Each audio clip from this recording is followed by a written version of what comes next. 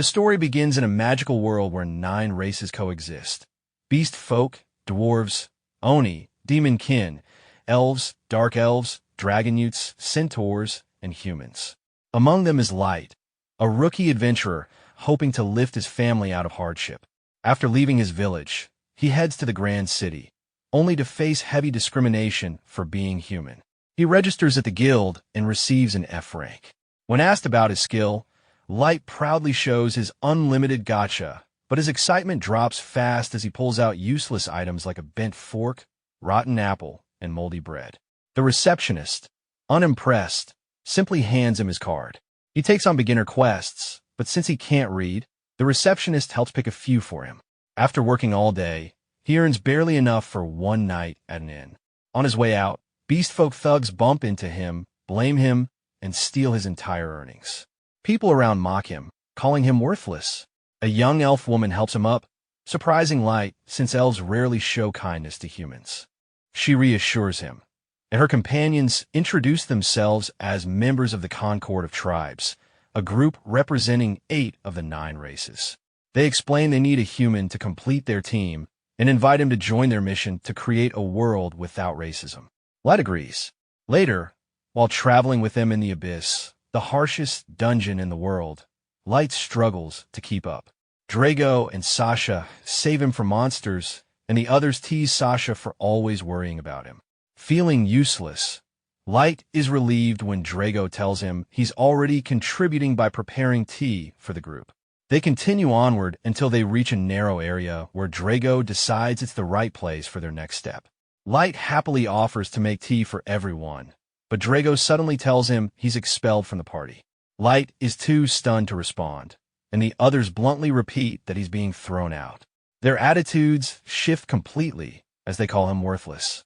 Even Sasha coldly dismisses him, and the group mocks his intelligence, saying their kindness was only an act. They explain that they only recruited him because of his odd ability. Their leaders had suspected he might be a maestro, so they brought him in to observe him. Now that they've confirmed his gacha skill is useless and his stats are even worse, they no longer need him. They complain about having to pretend to like him and are eager to be done with him. Drago then says it's time to finish the job, making it clear they plan to kill him. Garu attacks first, cutting Light's face, and Light tries to run, but they tell him escape is impossible. Sasha shoots an arrow through his leg, and Garu beats him while admitting he enjoys hunting humans.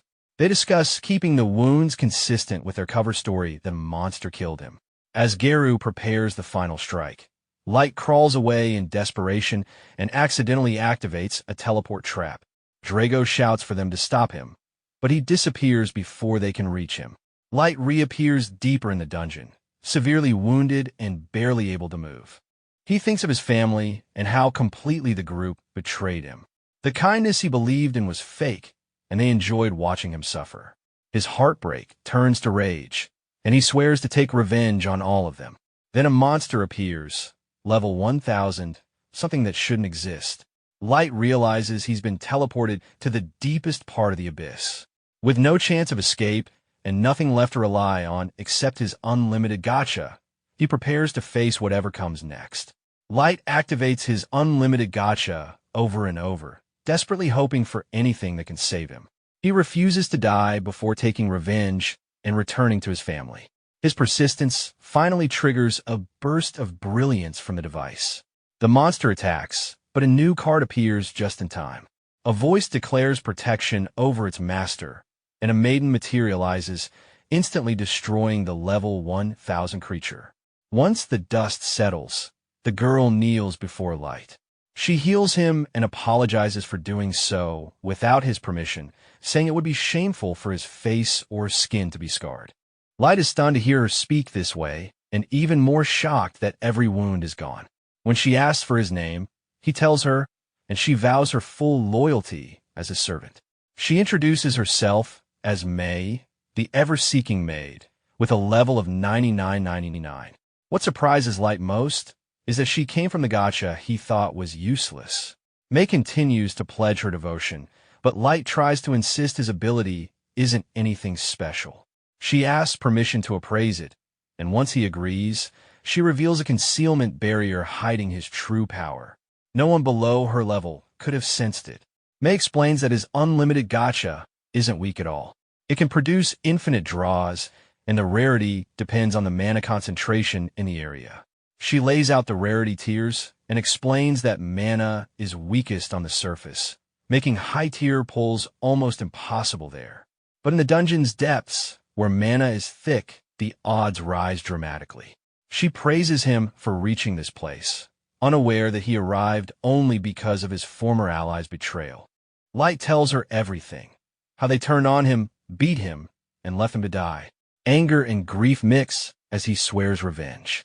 May embraces him gently and apologizes for what he endured. She promises that dealing with those traitors will be simple now that he has her, and asks for permission to hunt them down. Light steps back, making it clear that isn't what he wants. He says the problem wasn't only their betrayal, it was his own weakness. He wants to become stronger and take vengeance with his own hands. May accepts his resolve without question, saying his goals are now hers as well. Light thanks her, and with their determination aligned, he uses his Unlimited Gacha again, vowing to grow powerful enough to reclaim everything. 3 years later, Light has built a vast empire in the abyss.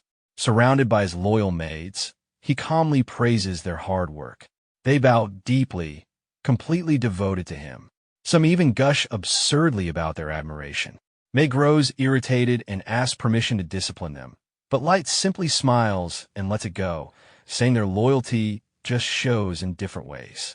The full scale of Light's empire then comes into view. Light's empire stretches across vast cities, full of shops, citizens, and a peaceful daily rhythm. Wherever he walks, people greet him warmly and offer their best dishes. Even those short on supplies approach him confidently, trusting their leader to fix any shortages. Light assures them he'll notify the administration, and May immediately takes charge to resolve everything before doubt can spread. Seeing how much the population has grown over the last 3 years, Light realizes he'll need to restructure the government soon. He then checks on the status of his elite warriors, all summoned from level 999 super ultra rare cards. May reports that they're out on missions. Ayuki is charting the abyss perimeter, Ilya is researching new magic, and Nazuna is patrolling the castle. May admits Nazuna isn't the sharpest, but is easily the most entertaining. Inside the castle, May grows irritated when she finds Jack waiting outside Light's chamber. She scolds him for being casual, but Light brushes it off and heads out with him for training. Light warns that there will be no holding back and opens with a fast punch to Jack's stomach. Jack takes it with a grin, living up to his reputation as the iron-blooded barricade. Their sparring intensifies as Nazuna continues her rounds inside the castle. Nazuna proudly tells the other maids she's on a direct assignment from Light, and they shower her with praise.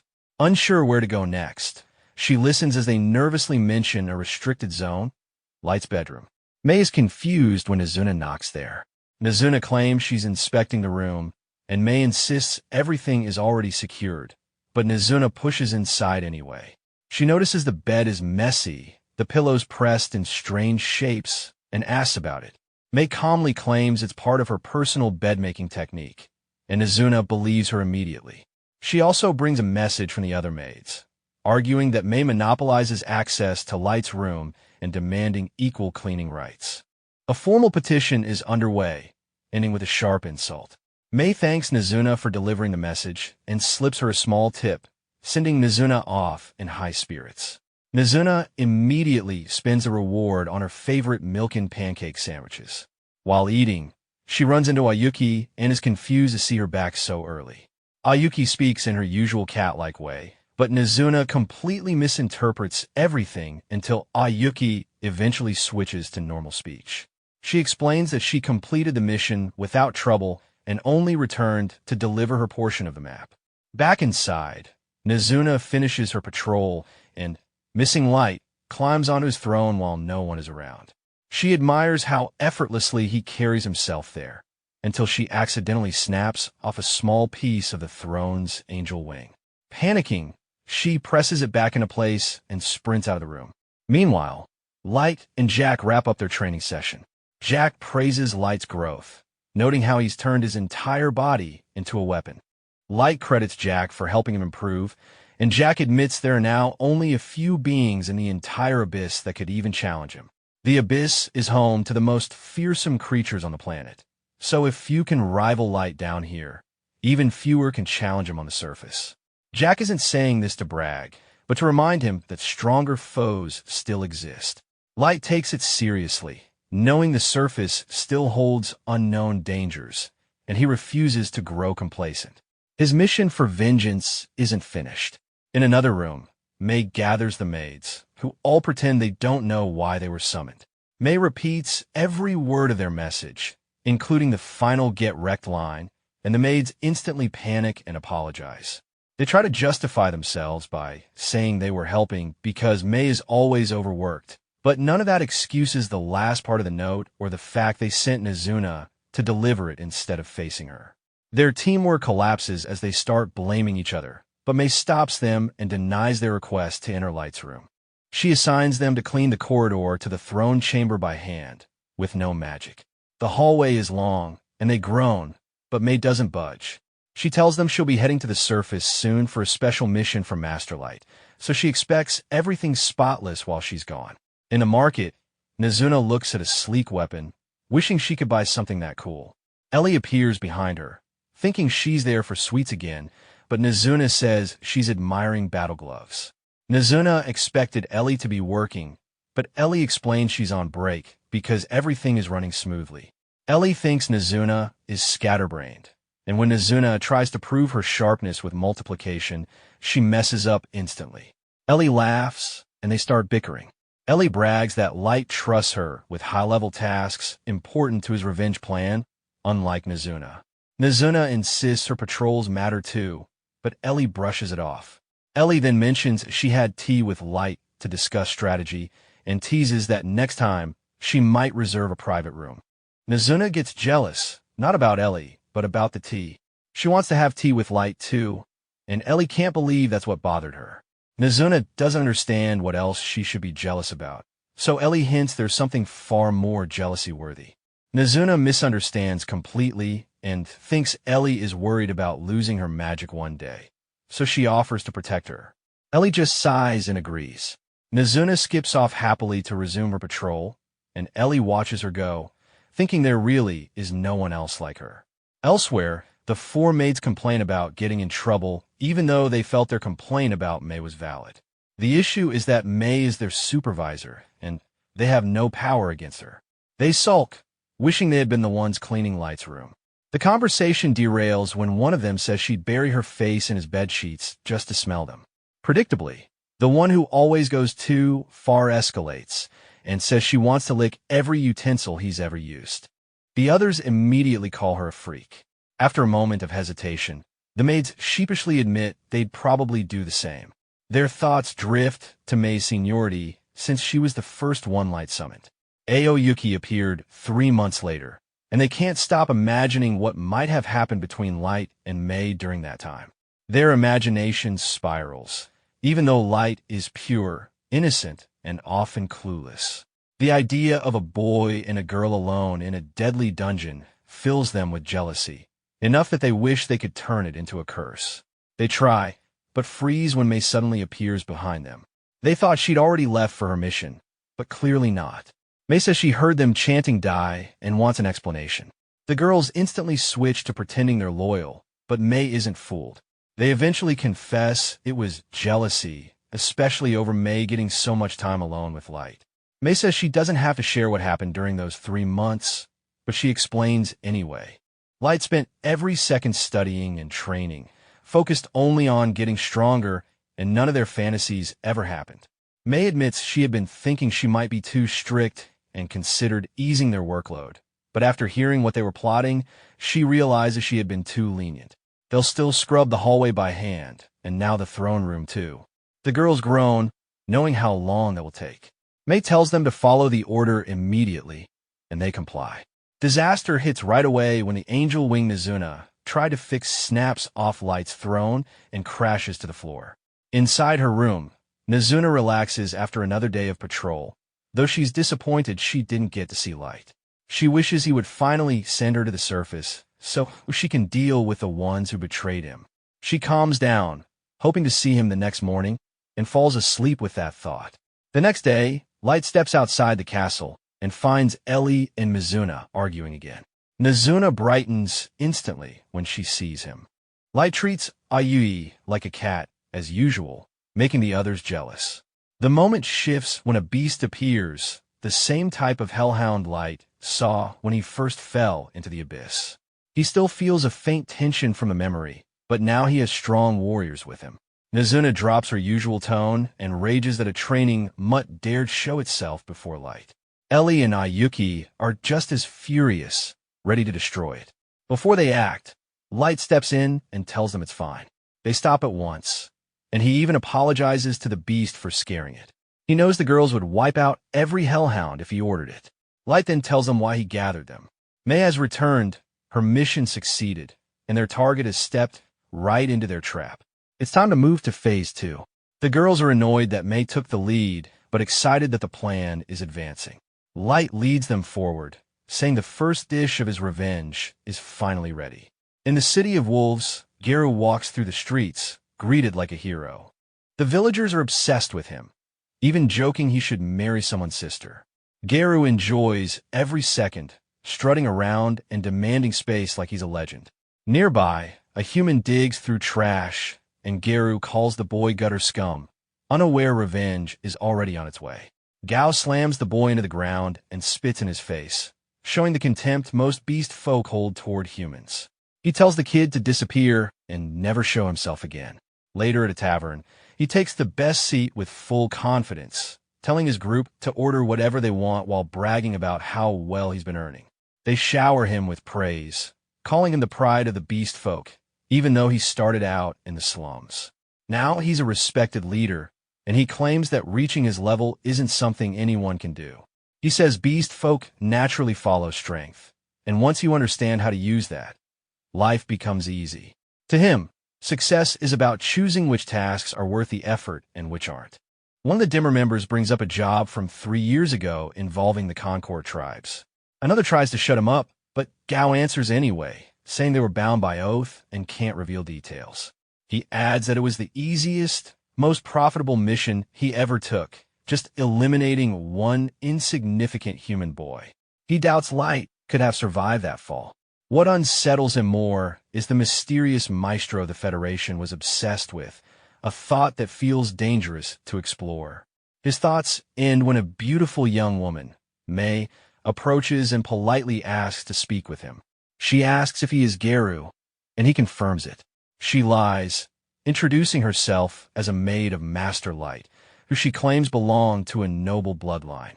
Geru is shocked and wonders if keeping Light alive would have been more profitable. She continues, saying she has been searching for him for 3 years, and every clue led her to this country, the last place he was seen with a new party. Geru admits he was part of that group, and confirms Light was with him.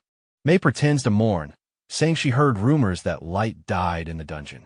Geru agrees, saying Light met a tragic end. She asks him to guide her to the place where it happened, saying it would bring her peace. Geru immediately asks what's in it for him. She places a small bag on the table containing 3 gold bars. His companions stare in shock, while Geru stays calm and considers whether it's a trap or simply a request for guidance. He eventually decides to accept.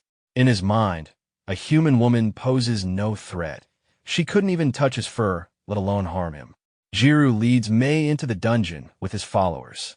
After hours of walking through damp tunnels, he asks if she's holding up. She forces a tired smile and says she can continue. Inside, he's already planning to take her gold and violate her once they reach the place where Light was abandoned. Eventually, they arrive at the cavern. Geru points ahead, claiming this is where Light died. He lies about monsters ambushing them, saying Light was torn apart and vanished after triggering a teleport trap. May falls to her knees in tears, while Geru silently mocks how fragile humans are. His men spread out, blocking the exit as he pretends he tried to save Light. Then May's voice hardens.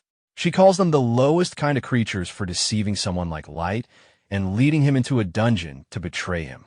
She says if she had joined Light even a little sooner, he wouldn't have been hunted, shot, and beaten. Jiru jumps back, shocked she knows details only the Concord or elite leaders could know. He demands to know who she works for, accusing her of being a spy. She scoffs and says she serves only light.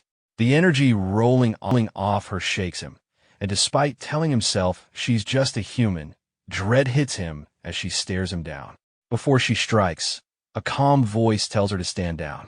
Light steps from his shadows and says he's here to finish what started 3 years ago. Jiru refuses to believe it, then bursts out laughing, mocking Light's low level and bragging as a level 158 raid boss. He says he'll kill him himself and drag the corpse back as proof. Light simply asks if Jiru isn't curious who May really is. Jiru shrugs, saying humans are weak and all his men are over level 130, confident they'll crush them. He signals the attack. 2 men rush Light, but May appears instantly, and their heads hit the floor before they know what happened. She warns that anyone threatening Light dies, but Light tells her to fall back and block the exits. This time, he wants to enjoy himself. Jiru's men start to panic, unable to understand what they just saw, but Jiru calls a trick. Light asks if he still thinks humans are weak or if it ever occurred to him that humans might be the strongest race. Jiru laughs and flexes his level. Light answers that a level is just a number and means nothing against real strength. Jiru finally snaps and charges with all his men at full force. Light doesn't flinch as the beast warriors attack. He moves in a blur, parrying every strike and dropping each of them effortlessly. They hit the ground one after another, stunned. He steps toward Gao and asks again if he still believes humans are weak. But Gao, refusing to accept defeat, forces himself up, pulls out a glowing magic crystal, and summons his level 500 wolf familiar. Light stays calm. Gao, assuming he's scared, mocks him and orders the beast to fire a city-level blast. The dungeon shakes, dust fills the air, but when it settles, Light is standing exactly where he was, untouched. He smirks, pointing out how dramatic the attack's name was for something that barely kicked up dust. His men tremble in fear. Light quietly declares it's his turn. He takes out a card and plays the legendary level 9000 Primal Wolf Divinity. The divine beast appears behind him, overwhelming the entire room. With a single gentle breath, it freezes Gao's massive wolf and shatters it instantly. Gao stands frozen, unable to believe his level 500 monster was erased in a moment. Light shrugs, saying he could have destroyed it himself. Then he reveals his own level, 9999. Gao breaks down, shaking, insisting this is impossible because humans shouldn't surpass level 100. And if Light is the same human from 3 years ago, he should have aged. Light explains the age ring that stops his physical growth and reminds him of the day he was betrayed. Gao realizes it's over and collapses to his knees, begging for mercy. He blames the Federation, claims his men forced him into everything, and even offers to serve as Light's pet. His subordinates stare at him shocked. Light stays indifferent and asks what the maestro is and why the government wants him. Gao says he doesn't know, only that they believe the maestro was human. Light's tone sharpens as he asks why they tried to kill him once they decided he wasn't the maestro. Jiru prostrates himself again, insisting he knows nothing and was only following orders. Light looks to the other beast folk, demanding real information. Desperate to survive, they all shout that they know something, but May's eyes flare and expose their lies. She cuts them down instantly, blood hitting the cavern floor, and coldly states that anyone who lies before Light will die by her hand. Light turns back to Jiru and asks if anyone on the surface could challenge him if he chose to go to war. Jiru admits that Light's strength could crush nations, but adds that if all nations united and used their new weapons, even Light might face trouble with only a maid beside him. Light smirks and decides to show him more. With a quick spell, he teleports them to his throne room. Jiru's mind nearly breaks as he sees an overwhelming army, the weakest at level 1,500, for maids at levels 9 and 999, and the rest between 6,000 and 9,000, all radiating divine power.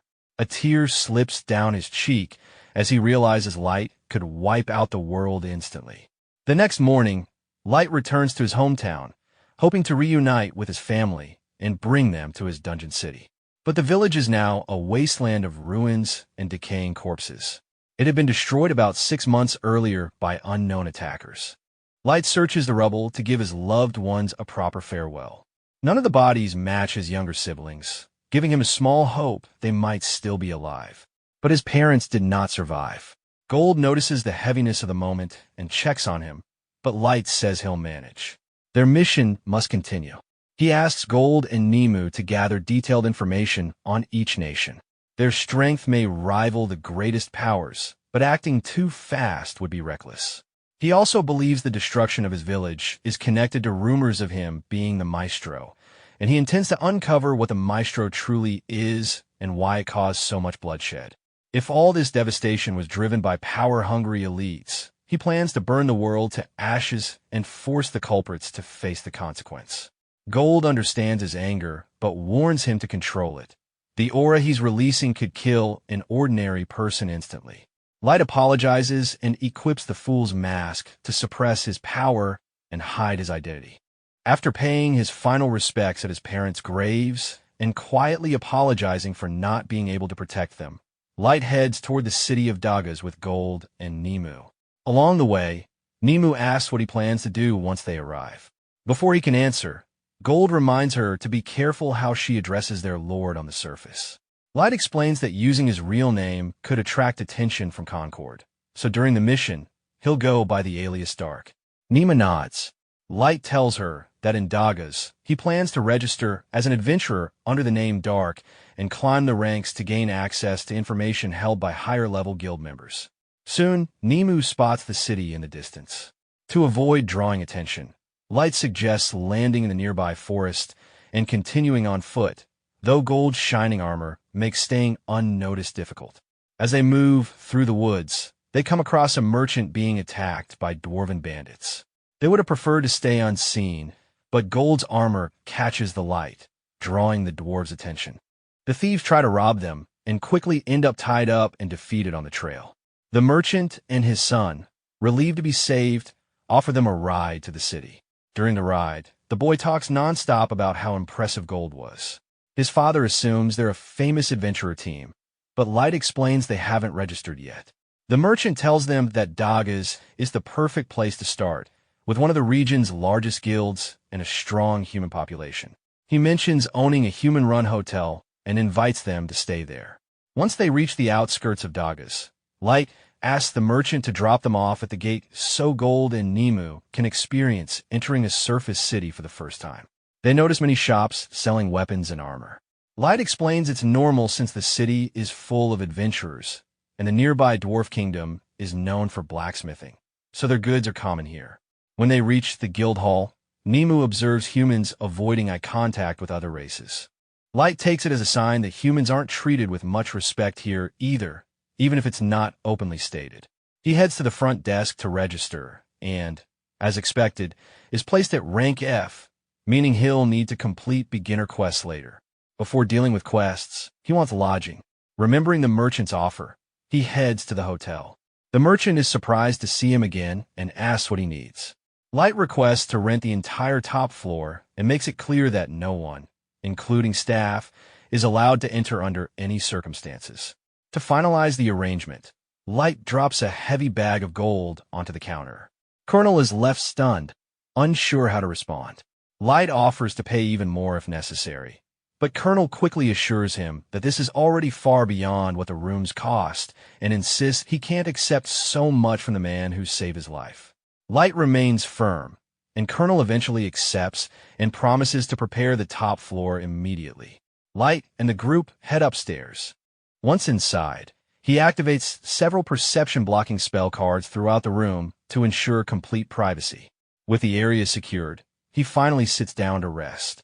Nemu uses the quiet moment to express her concern, saying that although she knows he is strong and came here to gather information as an adventurer, the surface carries real risks, and it may be safer for him to return to the dungeon city while the others handle things. The suggestion strikes a nerve. To Light, it feels as though she's implying he shouldn't take part in his own revenge, and the thought irritates him instantly. Nemu realizes her mistake, drops to her knees, and begs for forgiveness, but the tension has already risen. Gold steps in with a light, calming tone, explaining that Nemu simply doesn't understand the weight of revenge and reminding her that Light intends to carry it out personally, without relying on anyone else. Gold's words snap Light back to himself. He kneels and apologizes to Nemu for losing his temper and acknowledges that her intentions were genuine. Nemu still insists that she was in the wrong and asks to formally renew her vow. Although Light doesn't feel it's necessary, he allows it. She kisses his foot, the highest gesture of respect in this world, though Light remains uncomfortable with the ritual. Even Gold quietly comments on how strange it is, especially with how much Nemu seems to enjoy it. The next morning, they head toward the dungeon. Gold's radiant armor draws attention everywhere they walk, and Nemu's beauty turns heads as well. The only remark about Light is that his mask looks odd, but he doesn't mind. It fits his dark persona perfectly. At the dungeon entrance, they find a long line of adventurers. Gold notices the absence of elves, and Light explains that the elf and dwarf kingdoms are locked in a territorial dispute over ownership of this dungeon, so elves avoid approaching it. Nemu praises his knowledge while pressing close behind him, claiming her proximity is part of her duty as his guard. Before Light can respond, he notices a group of 3 cutting ahead in line. The smallest appears to be a servant. The second has moderate combat training, but it's the man in front who draws Light's attention.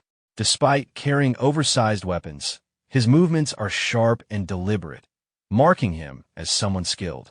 The man's movements immediately mark him as a seasoned warrior. The surrounding humans hesitate to confront him, but Light steps forward without hesitation and calls him out for cutting the line. The elf bristles the moment he hears a human speak to him, reaching for his sword, but the elder beside him advises against escalating. After a pause, the warrior agrees and returns to the back of the line, though he leans in as he passes Light and warns that he'll regret the disrespect. Once he's gone, the humans cheer for Light, relieved someone stood up to the bully. The kids from earlier return to thank him directly. Light tells them he only acted out of self-interest, but they remain grateful. One of the kids asks Gold if his armor is really made of gold. Before he can answer, Nemu explains that real gold would be too soft to protect anyone. The boy starts to ask if Gold wears it just for show, but his friends stop him, worried it might sound rude. Gold doesn't mind and admits proudly that he does wear it for attention because it suits the image he wants as a knight. The kids then ask if it's their first time in this dungeon. Light confirms and asks how they knew. They explain that the entrance fee is high, so this floor is mostly used by experienced adventurers who camp inside, and since Light's team brought no visible equipment, it was obvious. A guard calls the kids in, and they run off. Light and the others consider carrying fake gear next time, since all their real supplies are stored in an item box. Eventually, it's their turn to enter. This is Light's first time stepping into a normal dungeon. Dungeons are dense with mana, spawning monsters, traps, and their own ecosystems. Once they reach the first floor, Light casts concealment magic, and they fly down to the second. At the same time, the elf from earlier vents his anger on a pack of orcs. His name is Kaido, and he loudly proclaims himself a legendary hero of the elf kingdom, boasting maestro blood. He grumbles that such humiliation never would have happened if his level weren't so low. Yannick, the elder with him, points out that 1,500 is already far beyond a normal elf cap, but Kaido dismisses it and says he needs enough power to erase anyone who mocks him. Yannick, still bitter over being exiled for unappreciated research, says he's willing to use that research to help Kaido grow stronger. Meanwhile, Light's group reaches the 3rd floor, clears out a large horde of orcs, and decides they've gathered enough proof for the guild. Light also wants to clean himself up after the fight. Nemu immediately volunteers to wash him completely when they return, and Light ignores the comment. As they head back